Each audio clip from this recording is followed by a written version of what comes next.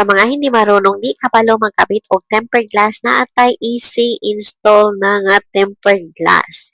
Sundan mo na lang ang aking ginagawa mga sisi, i-save mo to and i-share para makabalo po sila, alam nila kung paano magkabit ng tempered glass. Pero easy install na to sisi ko, kaya no worries na kung hindi ka marunong magkabit ng tempered glass. Punasan mo yan, sisi ko. Kailangan malinis talaga yung screen ng cellphone natin. And then, ikabit mo yan. Check all the edges, sisi ko, lalo na yung camera side. And then, slowly lang ang pagtanggal.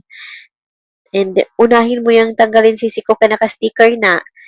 Oo, tapos kung meron pa siyang mga bubbles, then swipe lang natin sisi ko hanggang sa gilid. Then, hanggang na malinis natin lahat ng screen. Oo, and then i-check out mo agad yan. Sisi ko, nasa yellow basket natin yan. Tsadan na. Ayan na siya. Finish na. Go na.